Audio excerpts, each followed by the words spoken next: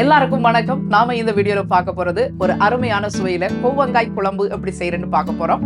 வாங்க வீடியோக்குள்ள போலாம். இப்போ ஒரு சட்டியில 3 டேபிள் ஸ்பூன் அளவுக்கு எண்ணெய் விட்டு சூடு பண்ணிக்கோங்க.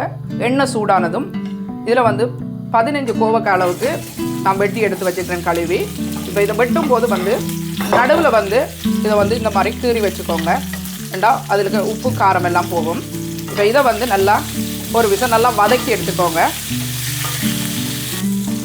இப்போ இந்த கோவக்காய் நீங்கள் வதக்கும் போது மீடியம் நெருப்பை விட கொஞ்சம் குறைவாக வச்சு வதக்கிக்கோங்க. இது ஒரு 5 நிமிஷம் வதங்கினது பிறகு இப்போ இது எல்லாத்தையும் வலித்து எடுத்துடலாம் ஒரு பாத்திரத்துக்கு.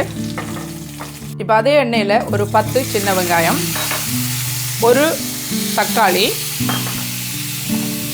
இப்போ இது கூட கொஞ்சமாக உப்பு சேர்த்து வதக்கிக்கோங்க. இந்த அளவுக்கு வதங்கின பிறகு இப்போ அடுப்பை ஆஃப் பண்ணிவிட்டு இதை கொஞ்சம் நேரம் ஆற வச்சிடலாம். இப்போ ஒரு மிக்ஸி எடுத்துக்கோங்க. அதில் வதக்கின வெங்காயம், தக்காளி முழுவதையும் சேர்த்துருங்க. சேர்த்துட்டு 3 டேபிள் ஸ்பூன் அளவுக்கு தேங்காய், இப்போ இது கூட மெல்லிய சிலோன் பட்டை 2 துண்டு, 2 ஏலக்காய், 2 கிராம்பு, அது கூட 1 டீஸ்பூன் பெருஞ்சீரகம், 3/4 டீஸ்பூன் மிளகு போட்டு கொஞ்சமாக தண்ணி விட்டு அரைச்சி எடுத்து வச்சுக்கோங்க. இப்போ மறுபடியும் கறி வைக்கிற சட்டியில் ஒரு 3 டேபிள் ஸ்பூன் அளவுக்கு நல்லெண்ணெய் அல்லது தேங்காய் எண்ணெய் சேர்த்துக்கோங்க. நல்லெண்ணெய் சேர்க்குறது உடலுக்கு நல்லது. அப்படி இல்லைன்னு சொன்னால் நீங்கள் ஏதாவது ஒரு குக்கிங் ஆயில் பயன்படுத்தலாம். இப்போ எண்ணெய் சூடானதும் 3/4 டீஸ்பூன் கடுகு, 1 டீஸ்பூன் சீரகம், 1/4 டீஸ்பூன் வெந்தயம் சேர்த்து நல்லா வெடிக்கட்டும். கடுகு சீரகம் வெடித்ததும் இப்போ இதில் வெங்காயம், ஒரு மீடியம் சைஸ் வெங்காயத்தை, சின்ன வெங்காயம் வேண்டாலும் பெரிய வெங்காயம் வேண்டாலும் சேர்த்துக்கோங்க. நான் இதில் கொஞ்சம் பெரிய வெங்காயம் தான் சேர்த்துக்கிறேன். இப்போ சேர்த்துட்டு இது கூட ஒரு கொஞ்சமாக கருவேப்பிலை சேர்த்து நல்லா வதக்கிக்கோங்க. இந்த வெங்காயம் கொஞ்சம் சாஃப்டாகட்டும். இப்போ இந்த ஸ்டேஜில் 1 டீஸ்பூன் அளவுக்கு இஞ்சி பூண்டு விழுது சேர்த்துக்கோங்க. இது சேர்த்து ஒரு 30 செகண்ட்ஸ் இந்த மாதிரி பச்சை வாசனை போக வதக்கிக்கோங்க. இப்போ நெருப்பை கொஞ்சம் குறைச்சி வச்சுக்கோங்க. மசாலா சேர்த்துக்கலாம். 1.5 டீஸ்பூன் அளவுக்கு மல்லித்தூளும் அதே வேளையில் காஷ்மீர் மிளகாத்தூளும் 2ம் ஈக்குவலாக எடுத்துருக்கிறேன். நீங்கள் இதுக்கு பதிலாக நார்மல் மிளகாத்தூள் பயன்படுத்தலாம். 1/2 டீஸ்பூன் மஞ்சள் தூள், 1/2 டீஸ்பூன் அளவுக்கு சீரகத்தூள், இதில் கரம் மசாலா 1 டீஸ்பூன் எடுத்துருக்கிறேன். இப்போ இதை சேர்த்து இந்த எண்ணெயில் வதக்கிக்கோங்க பச்சை வாசனை போகிறதுக்கு. நெருப்பை ஸ்லோவாகவே வச்சுக்கோங்க, இல்லாட்டி கருகிரும். இது போல் நல்லா வறுத்த பிறகு எண்ணெயில் இப்போ புளி சேர்த்துக்கலாம். ஒரு பெரிய நெல்லிக்காய் சைஸ் புளியை கரைச்சி எடுத்துருக்கிறேன் 1 கப்பு தண்ணியில். அதை சேர்த்துக்கோங்க. சேர்த்துட்டு இப்போ 1.5 டீஸ்பூன் அளவுக்கு உப்பு சேர்த்துக்கோங்க. இப்போ பார்த்து போட்டுக்கலாம். அதோடு சேர்த்து நம்ம அரைச்சி வச்சுருக்கிற மசாலாவையும் அதில் சேர்த்துக்கலாம். இது போல் மசாலா அரைச்சி சேர்க்கும்போது உங்களுக்கு கறி நல்ல திக்னஸாக வரும். அதே வேளையில் சுவையும் நல்லாயிருக்கும்.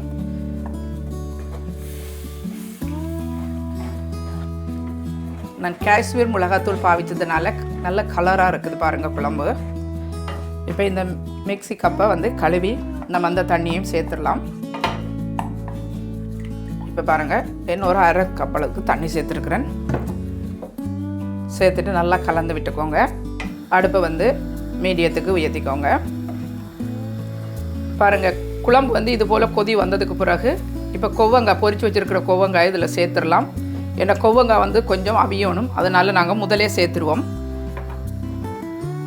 இது முழுவதையும் சேர்த்துடலாம். சேர்த்துட்டு இப்போ இன்னும் கொஞ்சம் தண்ணி விடுவோம். ஏன்னா ஒரு 10 நிமிஷமாவது இது அவியணும். இப்போ நல்லா கலந்து விட்டுட்டு இப்போ மூடி போட்டு மூடிடுங்க. காரம் உங்களுடைய விருப்பத்துக்கு ஏற்ற மாதிரி நீங்கள் கூடவோ குறையவோ சேர்க்கலாம். நெருப்பை மீடியமாக வச்சுட்டு 10 நிமிஷம் இது வேகட்டும். இப்போ பாருங்கள், 10 நிமிஷம் கழித்து கறி எப்படி சூப்பராக இருக்குண்டு. இதை நல்லா கலந்து விட்டுக்கோங்க. உடையாதபடிக்கு இந்த நம்ம பொரிச்சு போட்ட கோவங்க உடையக்கூடாது. ஏன்னா நல்லா வெந்துட்டு இப்போ கறியை குறைச்சிக்கோங்க. என்னென்னு சொன்னால் தெறிக்க பார்க்குது. குறைச்சிட்டு இப்போ என்ன செய்ய போகிறோம்னு சொன்னால் ஒரு 5 நிமிஷம் அப்படியே குறைஞ்ச நெருப்பில் நம்ம விட போகிறோம். விட்டுட்டு கடைசியாக நம்ம நிப்பாட்டி பரிமாறலாம். இப்போ 5 நிமிஷம் இப்படியே மூடிட்டு விட்டுருங்க. இப்போ பாருங்கள் நம்முடைய கறி எப்படி சூப்பராக இருக்குது. இப்போ இதில் வந்து ஒரு கட்டி சீனி அல்லது சர்க்கரை ஏதாவது நீங்கள் இனிப்புக்கு தக்கின மாதிரி சேர்த்துக்கலாம். சேர்த்துட்டு இதை கலந்து விட்டுக்கோங்க. அப்போ தான் இந்த உப்பு காரம் புளிப்பெல்லாம் கரெக்டாக காட்டும். இப்போ இதை நல்லா கலந்து விட்டுக்கோங்க. இந்த சீனி கரையணும். இப்போ இந்த டைமில் வந்து நீங்கள் உப்பும் செக் பண்ணிக்கோங்க. உப்பு கரெக்டாக இருக்குது. இனி இதில் சேர்க்க வேண்டிய அவசியம் இல்லை. இந்த மாதிரி கலந்து போட்டு கடைசியாக கொஞ்சம் மல்லியில் தூவிக்கோங்க. தூவி இறக்கிடுங்க. அவ்வளோதான், நம்முடைய கோவங்காய் குழம்பு ரெடி ஆயிடுச்சு. இப்போ பாருங்கள் நம்முடைய கோவங்காய் குழம்பு எவ்வளோ சூப்பராக இருக்குண்டு. இது கொஞ்சம் நேரம் நம்ம எடுத்து செய்யத்தான் வேணும். ஆனால் சுவை எங்களுக்கு ரொம்ப முக்கியம் இல்லை. அதனால தான் நம்ம கொஞ்சம் வேலை கூடியன்னு சொன்னாலும் கறி அவ்வளோ அருமையாக இருக்கும். இதை நீங்கள் நல்லா டீப் ஃப்ரை பண்ணி கூட நீங்கள் இதில் குழம்பு வைக்கலாம். அது இன்னும் சூப்பராக இருக்கும்.